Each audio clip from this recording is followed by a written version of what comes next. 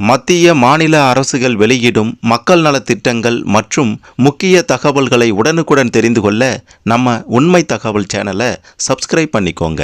இன்று தமிழக அரசு வெளியிட்டுள்ள 8 முக்கிய அறிவிப்புகளை பற்றி தான் இந்த வீடியோவில் தெளிவாக பார்க்க போகிறோம். அதுக்கு முன்னாடி இந்த வீடியோவுக்கு மறக்காமல் ஒரு லைக் கொடுத்துக்கோங்க. சரி, வாங்க வீடியோக்குள்ளார போகலாம்.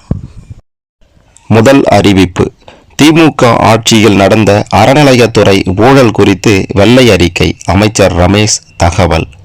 கடந்த திமுக ஆட்சியில் இந்து சமய அறநிலையத்துறையில் நடைபெற்ற ஊழல்கள் தொடர்பாக வெள்ளை அறிக்கை வெளியிடுவது குறித்து ஆலோசனை நடத்தப்பட்டு வருவதாக அமைச்சர் ரமேஷ் தெரிவித்தார்.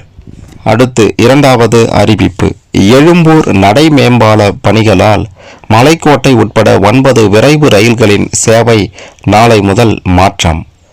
எழும்பூர் ரயில் நிலையத்தில் நடை மேம்பால பணி நடைபெற உள்ளதால் 9 ரயில்களின் சேவைகள் ஆகஸ்ட் 5 முதல் மாற்றப்பட உள்ளன.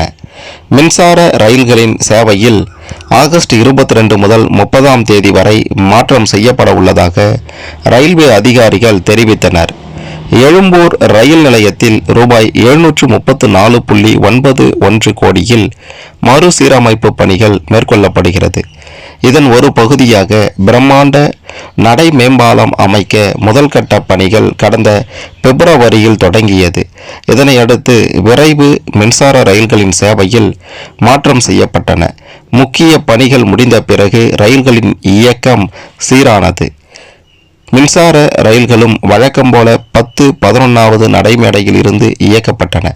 இந்நிலையில் 3ஆம் கட்டமாக நடை மேம்பால பணிகளுக்காக சில விரைவு ரயில்கள் சேவை ஆகஸ்ட் 5 முதல் தாம்பரத்துக்கு மாற்றப்பட உள்ளன.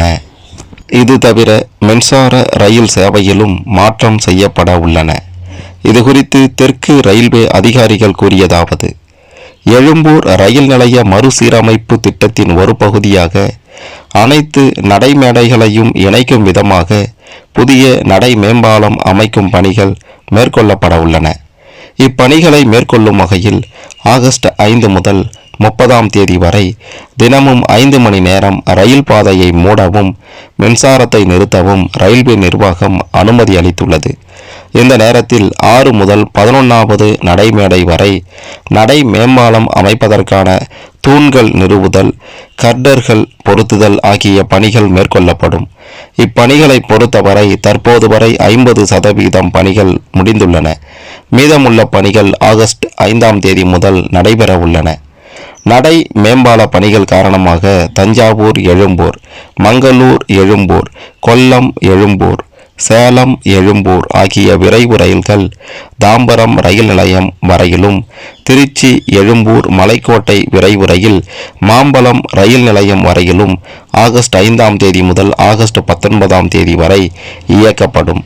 அதேபோல் மறுமார்க்கமாக இந்த ரயில்கள் அனைத்தும் ஆகஸ்ட் 6 முதல் ஆகஸ்ட் 20ஆம் தேதி வரை தாம்பரத்தில் இருந்து இயக்கப்படும். குஜராத் மாநிலம் அகமதாபாத்தில் இருந்து திருச்சி செல்லும் விரைவு ரயில் ஆகஸ்ட் 6, 13ஆம் தேதிகளில் திருத்தணி, செங்கல்பட்டு என மாற்றுப்பாதையில் இயக்கப்படுவதால் அரக்கோணம், பெரம்பூர், எழும்பூர் வழியாக செல்லாது. அதேபோல் திருச்சி அகமதாபாத் விரைவு ரயில் ஆகஸ்ட் 9, 16ஆம் தேதிகளில் செங்கல்பட்டு, காஞ்சிபுரம், திருத்தணி வழியாக செல்வதால் எழும்பூர், பெரம்பூர் வழியாக செல்லாது. மின்சார ரயில்கள் ரத்து. கடற்கரை, தாம்பரம், செங்கல்பட்டு வழித்தடங்களில் இயக்கப்படும் சில மின்சார ரயில்கள் ஆகஸ்ட் 22 முதல் ஆகஸ்ட் 30ஆம் தேதி வரை முழுமையாகவும் பகுதியாகவும் ரத்து செய்யப்பட உள்ளது. அது பற்றிய விவரம் விரைவில் வெளியிடப்படும். இவ்வாறு அவர்கள் கூறினர். அடுத்ததாக 3வது அறிவிப்பு: வானிலை முன்னறிவிப்பு. தமிழகத்தில் ஆகஸ்ட் 9 வரை மழை வாய்ப்பு. தமிழகத்தில் ஆகஸ்ட் 9ஆம் தேதி வரை ஓரிரு இடங்களில் மிதமான, ஓரிரு இடங்களில் கனமழை பெய்யக்கூடும். இது தொடர்பாக சென்னை வானிலை ஆய்வு மையம் வெளியிட்ட செய்திக்குறிப்பு: தென் கடலோர தமிழகம் மற்றும் அதனை ஒட்டிய பகுதிகளின் மேல் சுமார் 5.8 கிலோமீட்டர் உயரத்தில் ஒரு வளிமண்டல சுழற்சி நிலவுகிறது. வட தமிழக கடலோர பகுதிகளில் கீழ்மட்ட வளிமண்டலத்தில் ஒரு பலவீனமான காற்றழுத்த தாழ்வு பாதை நிலவுகிறது. 5ஆம் தேதி மேற்கு தொடர்ச்சி மலை மாவட்டங்கள் திருவண்ணாமலை, விழுப்புரம், கடலூர், காஞ்சிபுரம், செங்கல்பட்டு, சென்னை மற்றும் மதுரை மாவட்டங்களிலும் புதுச்சேரியிலும் மிதமான மழையும் இதர தமிழகத்தில் ஓரிரு இடங்களில் லேசான மழையும் பெய்யக்கூடும். 6ஆம் தேதி தேனி மற்றும் திருநெல்வேலி மாவட்டங்களின் மலைப்பகுதிகளில் ஓரிரு இடங்களில் கனமழை பெய்யக்கூடும். இதர மேற்கு தொடர்ச்சி மலை மாவட்டங்கள், வட கடலோர தமிழகத்தில் ஓரிரு இடங்களில் லேசானது முதல் மிதமான மழையும், இதர தமிழகத்தில் ஓரிரு இடங்களில் லேசான மழையும் பெய்யக்கூடும். 7ஆம் தேதி திருநெல்வேலி மாவட்ட மலைப்பகுதிகளில் ஓரிரு இடங்களில் கனமழையும், இதர மேற்கு தொடர்ச்சி மலை மாவட்டங்களில் ஓரிரு இடங்களில் மிதமான மழையும், இதர தமிழகத்தில் ஓரிரு இடங்களில் லேசான மழையும் பெய்யக்கூடும். 8, 9 தேதிகளில் மேற்கு தொடர்ச்சி மலை மாவட்டங்களில் ஓரிரு இடங்களில் மிதமான மழையும், இதர தமிழகத்தில் ஓரிரு இடங்களில் லேசான மழையும் பெய்யக்கூடும். அடுத்ததாக 4வது அறிவிப்பு. நீட் தேர்வுக்கு எதிராக போராடிய மாணவர்கள் மீதான வழக்குகள் ரத்து. முதல்வர் விஜய் உத்தரவு.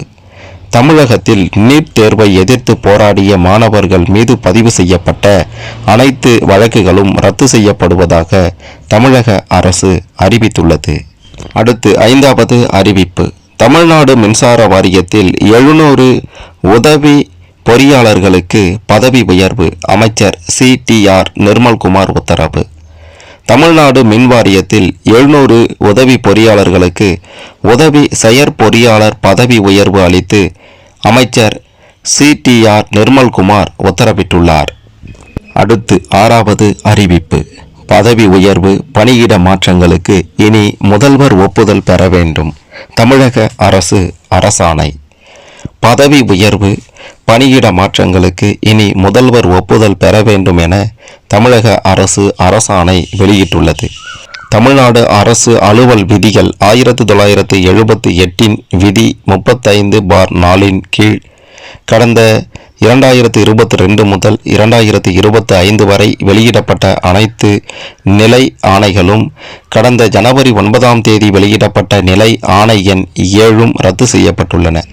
அவற்றுக்கு பதிலாக பதவி உயர்வு, நியமனம், பணியிட மாற்றம், நிலம் கையகப்படுத்தல், நில மாற்றம் உள்ளிட்டவைக்கு புதிய நடைமுறை அறிவிக்கப்பட்டுள்ளது.